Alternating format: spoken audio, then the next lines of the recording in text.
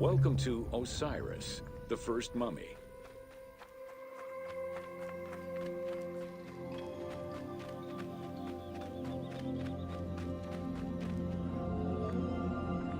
The oldest mummies recovered date from the Old Kingdom, though Egyptologists believe that mummification was in use much earlier than that. At first, the body was mummified through environmental desiccation, by leveraging the dryness of the environment and the heat of the climate. Early experimentations in mummification were conducted with the use of resin made from tree sap. Strips of linen were only used on some superficial parts of the epidermis of the hands or jaw.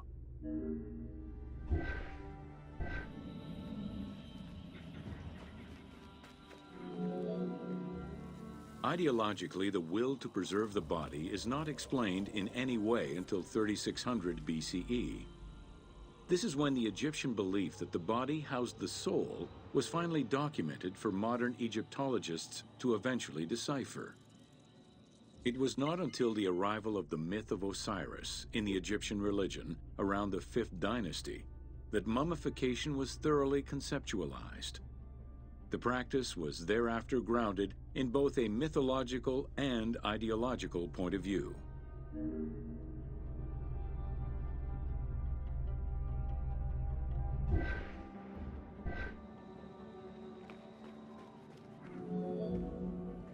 Osiris was mainly known as the god of the dead and the god of resurrection.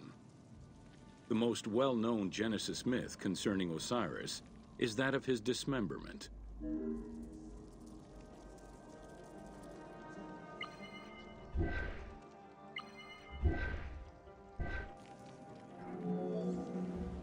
It is Plutarch who gives the most simplified and complete summary of the story. Within Egyptian mythology, Osiris represented the first king to rule Egypt.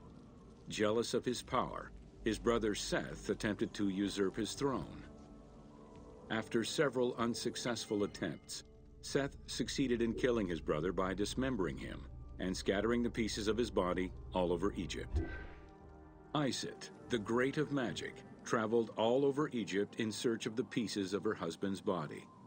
After a long search, she recovered all the pieces save for his manhood, as it was eaten by a fish.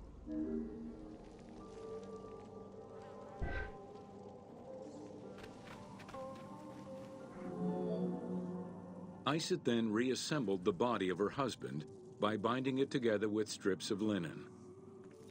Aided by her sister Nephthys, another powerful magician, they gave Osiris the breath of life.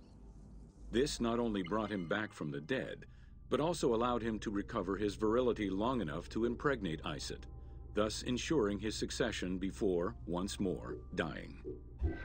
Thus Horus was born.